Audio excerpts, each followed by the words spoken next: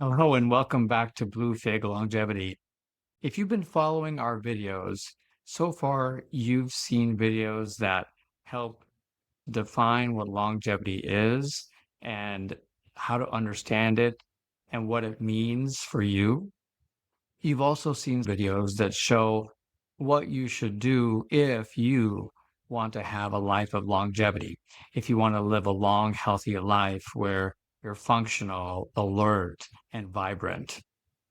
The videos have shown you things that you should be doing. For example, sleeping well. And we did another video on the foods you should eat to keep you healthy, happy, and living a life of longevity. Foods that are colorful and full of fresh fruits and vegetables. Today, I'd like to focus on what you shouldn't do. We're going to tackle one of the most significant health challenges of the entire 21st century. It's invisible, it's under addressed, and it affects nearly every system of our body. We're talking about chronic stress. Let me start off by saying that the stress response by itself is not a bad thing. When we were all cavemen, we needed a stress response to react to our environment. Think about when we were out there in the wilderness and we came across a big snake or a tiger or any other animal that was a threat. We needed to be able to react right away. We needed to be able to run as fast as we could. And during that time, we really didn't need our bodies to be digesting our food or thinking about any abstract thoughts. We needed all of our energy to go to our muscles, to our bones, to our joints, so we could get to safety as soon as possible. When those stressful, dangerous situations, we needed our bodies to release cortisol and we needed our bodies to react to the danger at hand. The problem is nowadays, when we have chronic stress, the cortisol is being released all the time. And that is going to help us in some ways, but it has effects on our thinking. It has effects on our blood vessels. It has effects on our digestion. So today I'm going to spend a little bit of time discussing what chronic stress does to your body, how it affects your body biologically. I also want to leave you with a couple of things I've learned over the years to help you manage chronic stress so that it doesn't have those ill effects on your body. I'm Dr. Farouk, and I've been taking care of patients for over 20 years. Many are older patients in their 70s, 80s, and beyond. And I've learned a lot when I examine their lifestyle. I used to ask them about what brings them to my clinic to see me as their doctor, as opposed to their friends and family that are living in a nursing home, in a hospital, or worst of all, 6 feet under. And when we doctors talk about chronic stress affecting your body, we mean it.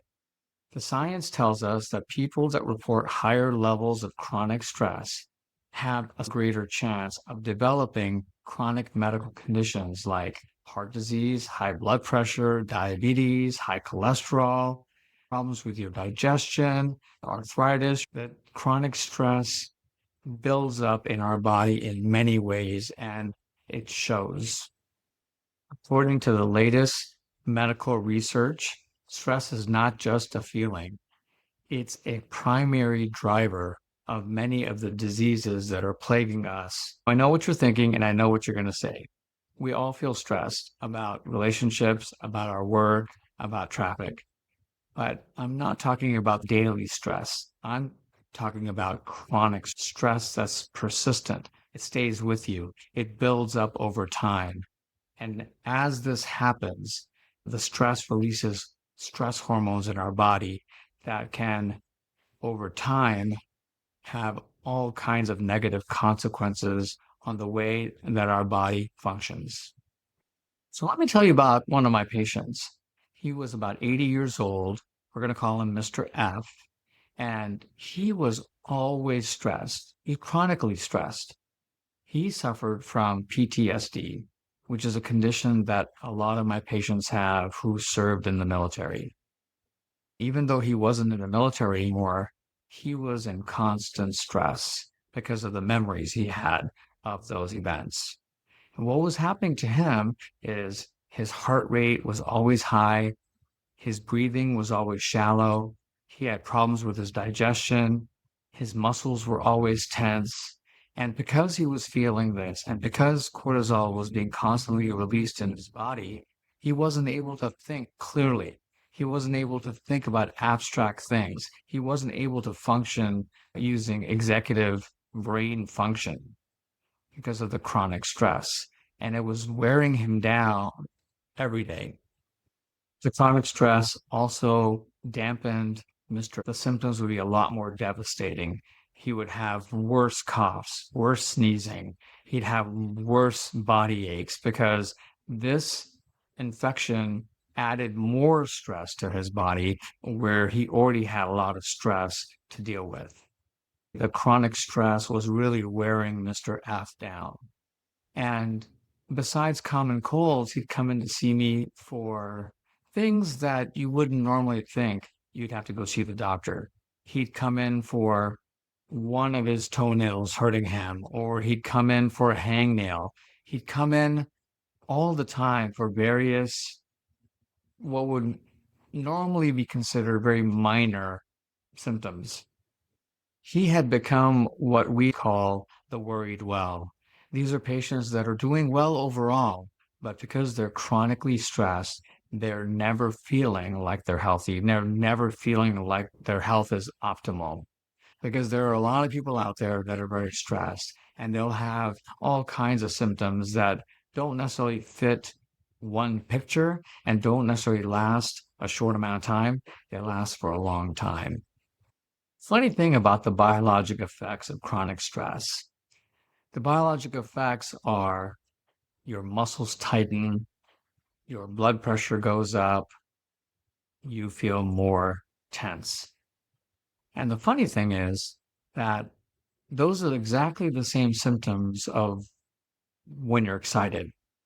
Your body tenses up, your blood pressure goes up, but that can be a good thing when you're excited, like when you have good news or if you're having a great day.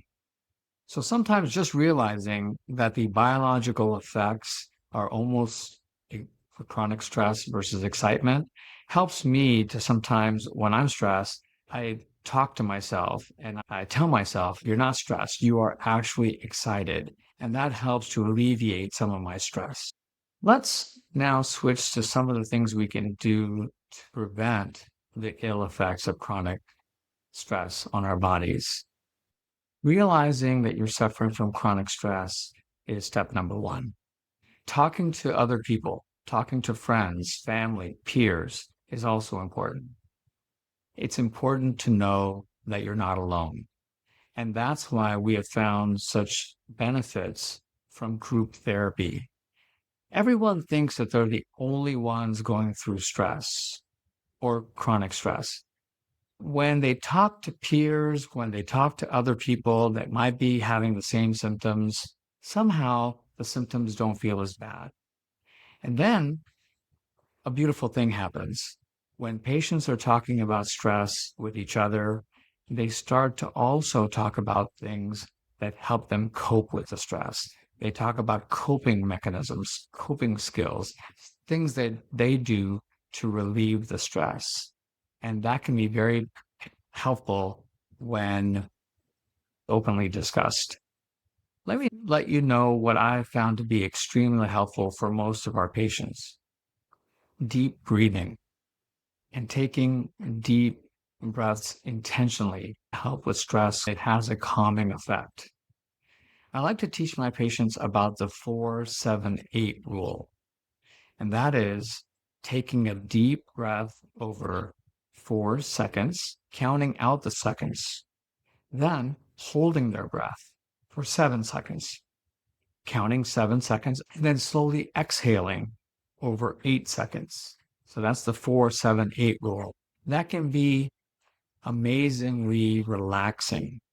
It gets your body plenty of oxygen.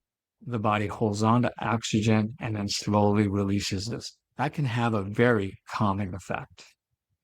I invite you to think about whether you're suffering from chronic stress or not. And I'd like you to try the breathing technique, the 4-7-8 technique. See if that helps you. And then I'm wondering if you know anybody that could benefit from this. If so, please share these techniques with your friends, family, loved ones, colleagues. Until next time, please focus on reducing chronic stress and live a life that gives you optimal longevity.